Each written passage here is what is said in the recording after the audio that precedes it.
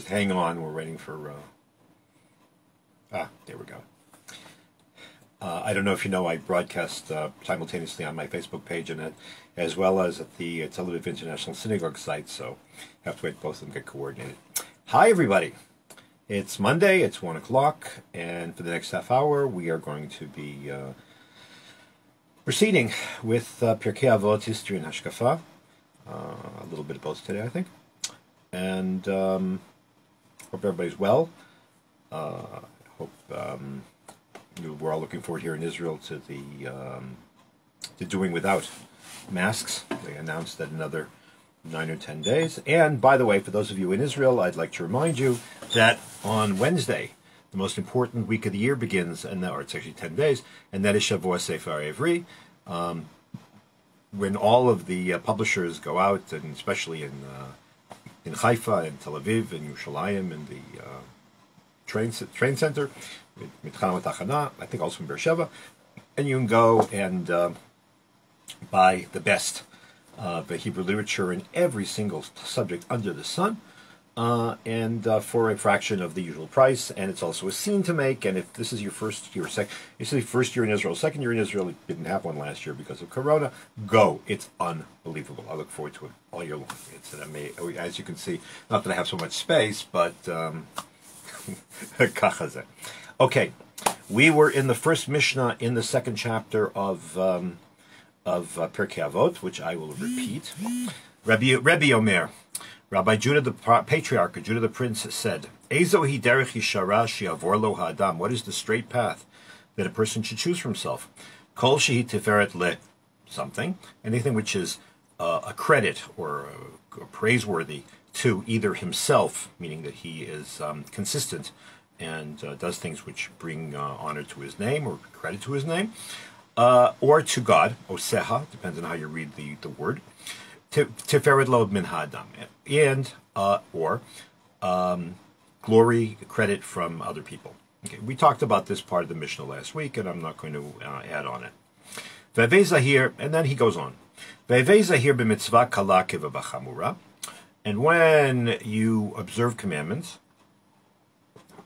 be as scrupulous, be as careful, be as sensitive in observing seemingly less serious, less severe, less weighty commandments as those that appear to be more weighty.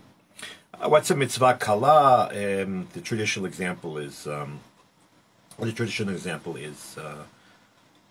it's called shiloh haken. That if you walk in the forest and you find the nest and of a kosher bird and you want the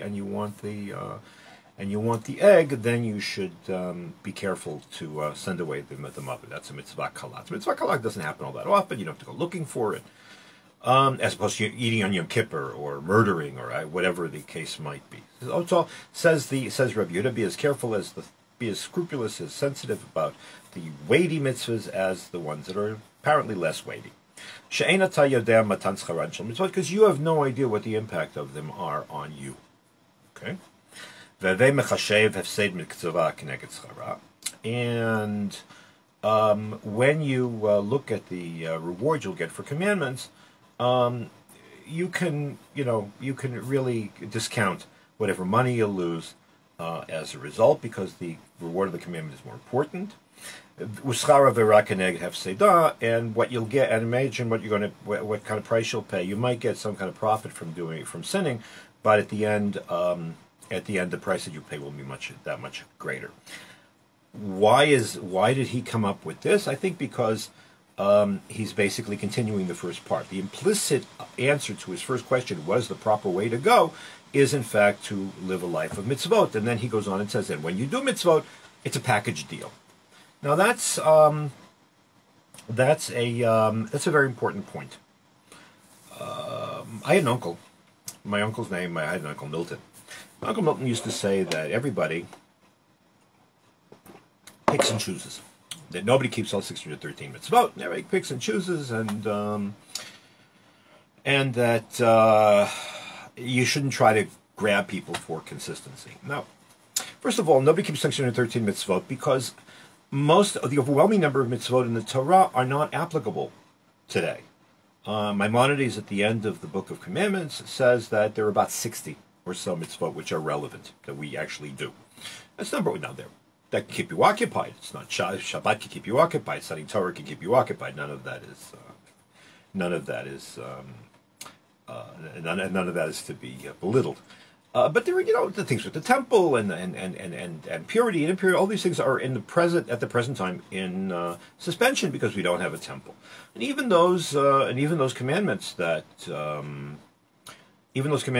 are can be performed today, they're not things you want. I mean, it's a mitzvah. If a marriage falls apart, it's a mitzvah to get divorced. But you don't want to get divorced. I mean, so and if a person, if a person's brother dies and he leaves his wife childless, then there's a mitzvah to do chalitza. You don't want to do that. It may very well be a mitzvah to mourn. So you don't want to do that. But if the things happen, so the truth of the matter is, in terms of those commandments that are accessible and pertinent to us, it's a relatively small amount. But even there, they're all encompassing. They do direct the nature of our lives from the time we get up until the time we go to sleep. So he's here saying that that's the path one should take. I'm going to talk about that in a minute. That's the path one should take, and one shouldn't pick and choose, because every single mitzvah has a point. Every single mitzvah has an impact on the world and also on one's individual soul. And one never knows when one does something right. One never knows how doing a mitzvah will impact you, how it will impact somebody else, how it will impact the world, and what God will think of it.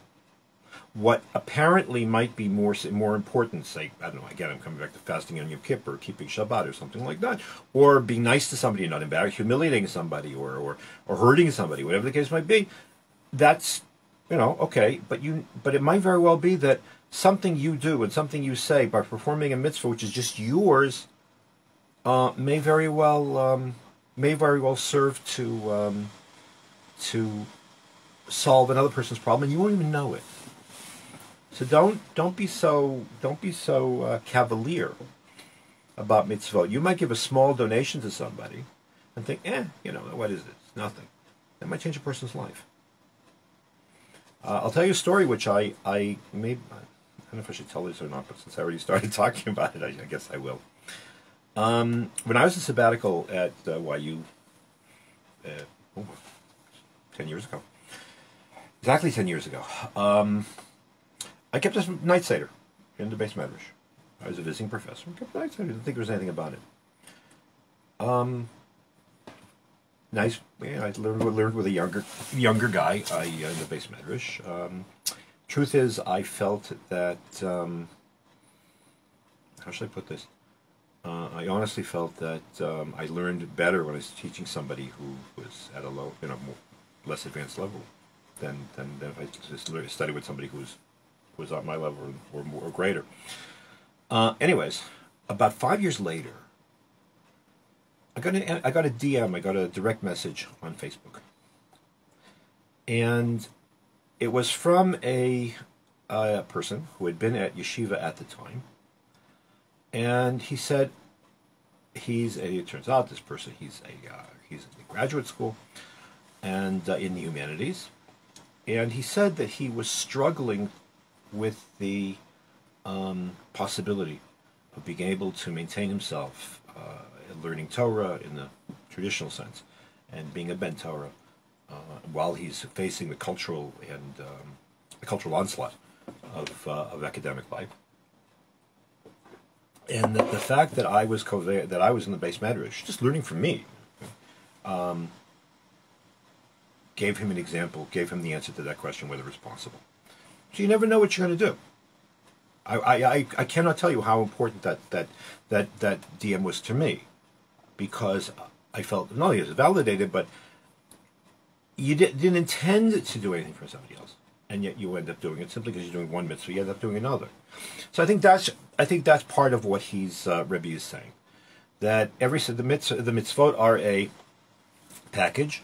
You pursue them with sensitivity and with caution and with exactitude, And don't start playing one against the other because you don't know what impact they're going to have. Also, the mitzvot are an integrated whole, and they play off against each other. So, I'll give you an example. Let's go back to Shabbos. Not performing the 39 melachot is a major, serious, that's a mitzvah, it's a birah chamura, or a mitzvah chamura, it's a very serious mitzvah, right? And technically speaking, if you do it, then you're chayiv misa, or you get kares, you whatever kares is, it affects your soul, or you die, whatever. It's among the most serious things in the world. In fact, it's the litmus test for whether a person is considered religious and reliable in terms of halacha. Okay? That's number one. So that's not doing malacha, not doing whatever those 39 activities are, and all of their subsections. That's one thing. There is a mitzvah of oneg Shabbat, of proactively enjoying Shabbat and filling it with content. Now, that's a positive command. Now, in general, violating a negative command is more serious, legally as well as spiritually, is certainly a more serious business. But the truth of the matter is, oneg Shabbat and the positive content that we put into Shabbat is what makes Shabbat Shabbat. In other words, the framework of not doing malacha creates the possibility of transforming a 25-hour period into something which is a foretaste of the world to come, according to the rabbis. So what's more important? What's more important? You see, you can't really ever know. Atmosphere, Shabbat atmospherics, on a deeper level, not a legal level, but on a deeper level, may be, and I think are more substantial than the technicalities. You need both, but in terms of what people think about, in terms of what makes Shabbat Shabbat, I don't think you really have to make a strong argument for that for my contention. Okay. It's interesting that implicit in Rabbi Yehuda Nassi's statement is something else which is of serious contemporary note. And that is the question, if the mitzvot are an integrated system, then that opens a possibility to the resolution of the question of what does a convert have to commit himself in order to convert and have that conversion considered to be valid. Now, there's no question, okay, here I'm going to take a very strong stand, in my opinion, both historically and legally, there is no possibility of any kind of conversion without an a priori commitment to an observant lifestyle. Okay? That was built into the system from the very beginning, and historically, I think it's an unassailable contention. On the other hand, when a convert says that they accept the mitzvot, what does that mean? So there are actually two normative opinions. One normative opinion is that you have to become Orthodox. And the truth of the matter is, that's what happens when you convert. You really are obliged in mitzvot. One of the reasons why there's a disinclination on the part of the Talmud on to accept converts is because you're taking a person who is not Jewish and putting their life or putting their soul in your hands. In other words, what are you supposed to say to a convert? Listen, why do you want to do this? If you keep the 7 mitzvot, you have a place in the next world. You're set. So why do you want to? Up until now, you want to do stuff on Saturday. Alan v'salan. You wanted to eat whatever you wanted. B'seder gamor. Now you're putting your soul at peril by doing the same things that today are okay. Why would you want to do that? And that's how you check. That's actually how you check the what's the word I'm looking for? The sincerity of the convert. There's no question. When the convert comes out of the mikveh, they have to keep mitzvot. Period. Done. There are cases, however, where a convert doesn't feel they're able to keep mitzvot in advance. So can such a convert be accepted or not? Is that such conversion valid? So here, the first school of thought says the mitzvot are one integrated whole. So of course you can't. I mean, there's no if you reject one thing, so finished. There's nothing to talk about. It's a false. It's a bad deal. But there is another option, and that is that there is a difference between observing all of the mitzvot from the beginning and accepting that you're bound by the mitzvot. Accepting all the mitzvot, seeing all the mitzvot as a whole. In other words, can a Beit Din accept a convert who is not axiologically against mitzvot? They're not axiologically principled against mitzvot, because that would be ridiculous. That's a fraud. But what about a person who, for whatever reason, at the moment, has certain mitzvot that they can't do? For whatever reason. And they're not doing it because they reject mitzvot and they know they will be bad Jews if they do so and so on. But for whatever reasons, they're not in a position right now to be able to be 100%. So there are those who say that mitzvot are an integrated whole. So if you accept the system and you are conscious of the fact that you will become a sinner and you will pay and you have to repent and you will be punished for not doing the mitzvot, that may be acceptable as a Kabbalat mitzvot. Either way, both opinions, however, arise out of Rabbi Yehuda Nassi's position here that all mitzvot are integrated. You can't pick and choose. You can't prioritize. Every single one of them is important, and you are not God's accountant. That's number two. The third part is what I really want to talk about, of course, and that is the third part of the Mishnah says as follows: V'histakel b'shlosha dvarim v'yata ba lidei avera. Look at three things, and you will never sin. Dama lamala mimcha. Know what, or better, who is above you. What's above you? A seeing eye, a hearing ear, and everything you do are written in a book. First of all, let's concentrate on the first word. V'histakel. What does v'histakel mean? There are actually three words that are commonly used to describe vision. Word number one is labit, to look. Lirot is to see. Listakel is to stare. To stare, not in the sense of, being impolite, but to stare in the sense of really, really, really long, taking a long, hard look at something. Okay? Histakel indicates commitment. Histakel indicates, it's also reflective. Histakel means take in that which you see. Now, as you can see something and forget it. You can look at something and not even see it. But a person who is mistakel is a person who is really focused on whatever it is the target of their vision is. So what Rebbe is saying, I'm not telling you just to be aware. I want you to constantly be aware of something. I want you to constantly be aware of three things. That God sees everything you do, and He hears everything you say, and everything that you do is written in a book. Now, we know it's a figurative. God doesn't have an eye, God doesn't have an ear, and there's no book. But the point is that that nothing you do goes unnoticed, and it makes a permanent impression.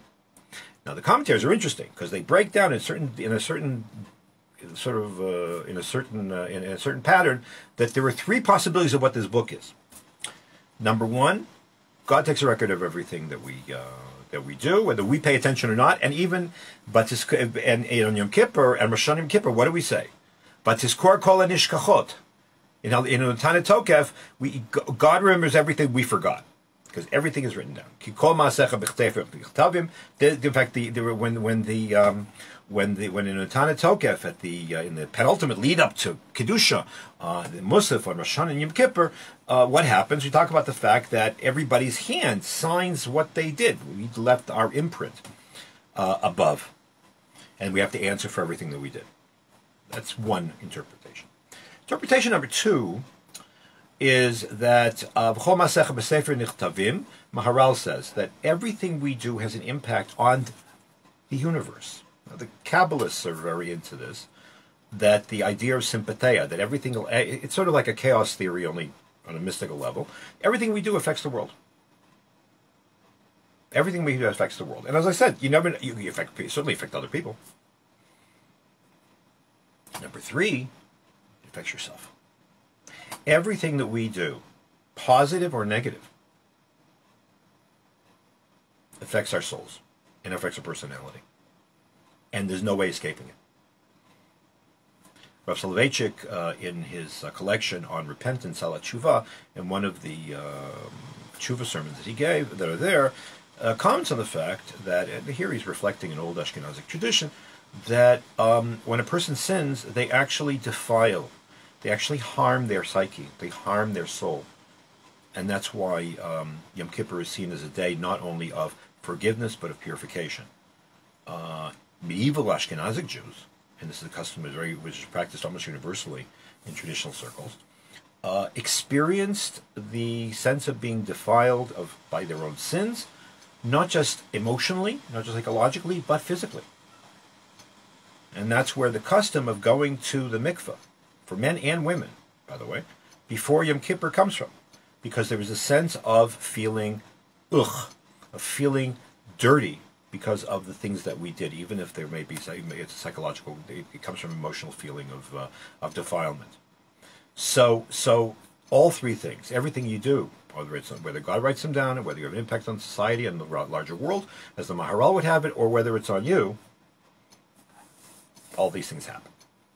Now, why did Rabbi Yehuda Nasi place this caveat, place this thing at the end? Because, how should I put this? Because mitzvot are not enough. A proper Jewish life has to be undertaken, otherwise it's robotic, has to be undertaken with a significant degree of unceasing God awareness. In 1247, or maybe a little bit earlier, in France, a great Tosafist, a great scholar, his name is Rabbi Moshe of Kusi, Moshe Ben Yaakov of Kusi. He's a great sermonizer. He was he used to run around Europe making people put on tefillin. He was the first Lubavitcher. He was about to write a book called The Great Book of the Commandments, because the Talmud had been burnt in France, and there were no books, and he needed to write down, to sort of summarize all the halacha in order to provide a basic text for Talmud Torah in France at the time. Talmud was burnt in 1242 apparently in what was then called the Place de Grève in Paris. And he was outlining all the mitzvot based on the Rambam.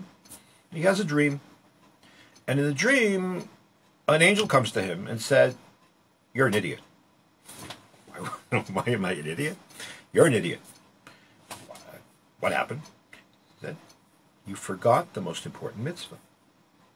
What was that? Lo tishkach et Hashem Elokecha. Don't forget God. So he says he woke up in a sweat. He checked. He says, not only did I forget it, I realized that this is the most important mitzvah. Huh?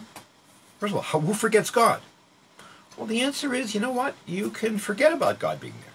You get very busy and whatever, and forgetting God's there can lead you to be lax in your observance, think you can get away with stuff, right? It's a very serious issue. What the Jew is expected to do is always be aware of the fact that God is with him. Now, it's hard to deal with. It's a very scary prospect, but it's a fact. Not being aware of God's presence, in fact, can lead to all kinds of perversity. And I'm not talking about sexual perversity. I'm talking about spiritual and moral perversity. So, for example, there's a famous story about Rabbi Yochanan ben Zakkai, the person who actually saved Judaism after the way before the temple was destroyed. He managed to set up the center at Yavna as a place where Jews could go for spiritual leadership after the temple was destroyed. When he died, his students asked him. The Talmud in Brachot says this. When his students asked him, Rebbe, please bless us. And Rebbe said, and my teacher, our teacher, please bless us. He says, Yehi mora shamayim aleichem kamora basar v'dam. You should only be as afraid of God as you are of people, and what people will say, and what people will do. And they said, that's it? And Rabbi Yochanan ben Zakkai said, Alavai. If only that were the case, if you would only have this blessing. Why? Hare yesh adam overa de'ra b'seiter, v'omer lo yerani adam. There are people who will go and they'll do all kinds of things in private, and they'll say, nobody see me. What do you mean nobody see me? Ayin ro'ah. There's an eye that sees, and an ozen shoma'at, and an ear that hears. V'chol ma'asecha b'sefer nichtavim. So the aspiration is of how do you properly do all these mitzvot that were in the middle part of the Mishnah by casting. This is an expression that was formulated by the late professor of sociology Peter Berger in a book called The Sacred Canopy, a book which has had really profound impact on my thinking and my ability to formulate things. Although at the end of the day, once I read the book, I realized, oh, that is basically what Chazal talk about and what Rav Soloveitchik would talk about all the time, even though not in these terms. And in fact, Professor Tversky at Harvard dedicated his life to describing the phenomenon of the context of the all-enveloping canopy of values and awareness and spirituality with which a person is supposed to cultivate and lead his life. And that all-enveloping context that you create by being aware of God's presence is, in fact, what prevents you from spiritual fraud, should prevent you from sinning in secret, from being more wary of people than of God, of thinking you get away with things. And that's the straight path that Rebbe Yonasi was talking about, because you end up doing the right thing in terms of people and God. See how this all sort of pulls in together in terms of the formulation? As I said, that's not the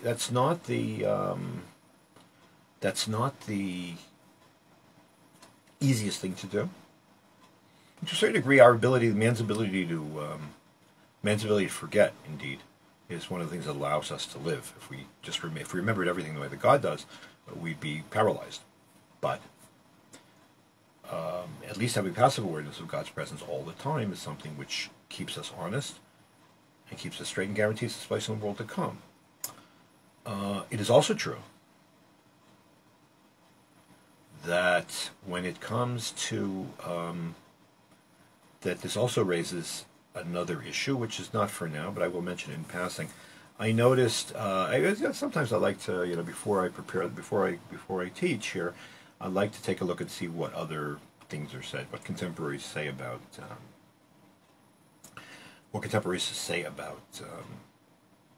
whatever Mishnah we're doing. So I noticed on one site it said that one of the things you learn from this Mishnah is the right of privacy.